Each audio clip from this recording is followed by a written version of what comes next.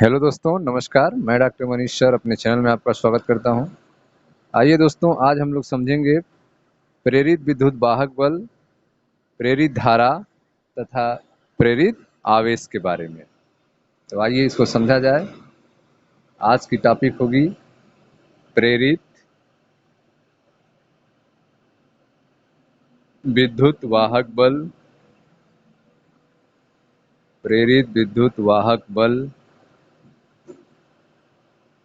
प्रेरित धारा तथा प्रेरित आवेश। इन तीन चीजों के बारे में हम लोग इस टॉपिक में समझा जाएगा। ठीक है। तो जैसा कि आप जान रहे हैं कि यदि किसी कैपिटल एन फेरों वाली कुंडली, ठीक है, यदि किसी कैपिटल एन फेरों वाली कुंडली में चुंबकीय फ्लक्स परिवर्तन की दर, चुंबकीय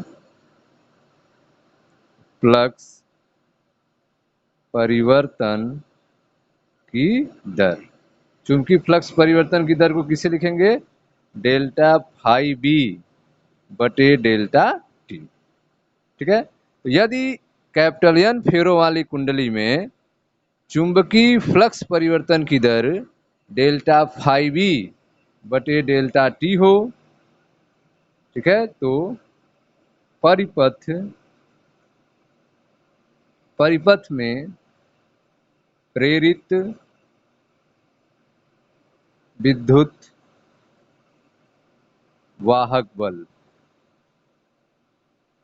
ठीक है, तो यदि कैपिटल एन फेरों वाली कुंडली में चुंबकीय फ्लक्स परिवर्तन की दर डेल्टा फाई बी बटे डेल्टा टी हो, तो परिपथ में प्रेरित विद्युत वाहक बल का सूत्र आप क्या पढ़े हैं? ई बराबर minus N delta phi B बटे डेल्टा टी। ठीक है।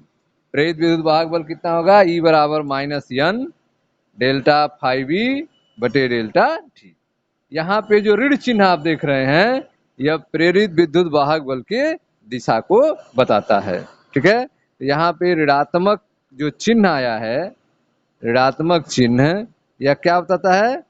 प्रेरित विद्युत वाहक बल की दिशा को बताता है। ठीक है। प्रेरित विद्युत वाहक बल के दिशा को बताता है। ठीक है। अगर केवल मान की भी बात की जाए, ठीक है, अतः प्रेरित विद्युत वाहक बल, प्रेरित विद्युत वाहक बल का परिमाण क्या होगा? केवल मान, परिमाण, तो E बराबर हो जाएगा आपका, माइनस नहीं लाइन लिखेंगे, N delta D phi B बटे डेल्टा टी। यह प्रेरित विद्युत वाहक बल का मान हो गया। E बराबर एन डेल्टा फाई बी बटे डेल्टा टी। ठीक है। यह आपका पहला मिल गया, प्रेरित विद्युत वाहक बल। अब हम लोग देखेंगे प्रेरित धारा के बारे में। ठीक है। तो प्रेरित धारा को देखते हैं। तो यदि कुंडली बंद हो, कुंडली कैसी हो? बंद कुंडली हो। यदि कुंडली बंद हो तथा इसके परिपथ, ठीक है, तथा इसके परिपथ का संपूर्ण प्रतिरोध है, परिपथ का संपूर्ण प्रतिरोध कैपिटल आर हो। यदि कुंडली क्या हो? बंद हो और इसके परिपथ का संपूर्ण प्रतिरोध कैपिटल आर हो, ठीक है, तब परिपथ में प्रेरित धारा क्या होगी? तब परिपथ में प्रेरित धारा, परिपथ में प्रेरित धारा I बराबर E बटे आर। परिपथ में प्रेरित धारा I बराबर क्या हो जाएगा? E बटे आर। E का मान N बटे आर डेल्टा फाई बी बटे डेल्टा टी। ठीक है। यह हो गया प्रेरित धारा I का मान n बटे आर डेल्टा फाई बी बटे डेल्टा टी। अब इस समीकरण से आप देख रहे हैं कि जो प्रेरित धारा I है वह प्रतिरोध R पर निर्भर है। प्रेरित धारा I प्रतिरोध R पर निर्भर है, ठीक है, जबकि प्रेरित विद्युत वाहक बल परिपथ के प्रतिरोध पर निर्भर नहीं है। प्रेरित विद्युत वाहक बल E जो है वह R पर निर्भर नहीं है। प्रेरित विद्युत वाहक बल E R पर निर्भर नहीं है, लेकिन प्रेरित विद्युत धारा I जो है वह प्रतिरोध R पर निर्भर है, ठीक है। I बराबर है n बटे आर डेल्टा फाई बी बटे डेल्टा टी, ठीक। यह हो गया प्रेरित धारा। अब हम लोग देखेंगे प्रेरित आवेश के बारे में। प्रेरित आवेश क्या होता है इसको हम लोग समझेंगे। तो आइए समझते हैं प्रेरित आवेश के बारे में। ध्यान समझिएगा। प्रेरित आवेश,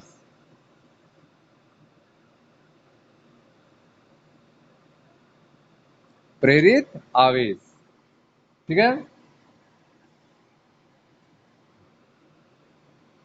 डेल्टा टी समय अंतराल में, डेल्टा टी समय अंतराल में परिपथ में प्रेरित आवेश, परिपथ में प्रेरित आवेश कितने समय में? डेल्टा टी समय अंतराल में। डेल्टा टी समय अंतराल में परिपथ में प्रेरित आवेश, प्रेरित आवेश Q बराबर I इंटू डेल्टा टी। प्रेरित आवेश Q बराबर I इंटू डेल्टा टी, या Q बराबर I का मान कितना है? n बटे आर डेल्टा फाई बी बटे डेल्टा टी और इंटू डेल्टा टी। तो Q बराबर I into delta T, I का मान रख दिए n बटे आर डेल्टा फाई बी बटे delta T into delta T. Delta T से डेल्टा टी कैंसिल, तो Q बराबर हो गया आपका n बटे R delta phi B. Q बराबर क्या हो गया? n बटे आर डेल्टा फाई बी, ठीक है। तो प्रेरित आवेश Q बराबर क्या होता है? तो प्रेरित आवेश Q बराबर n क्या है? फेरों की संख्या, n क्या है? फेरों की संख्या इंटू चुंबकीय फ्लक्स में परिवर्तन। डेल्टा फाई बी क्या है?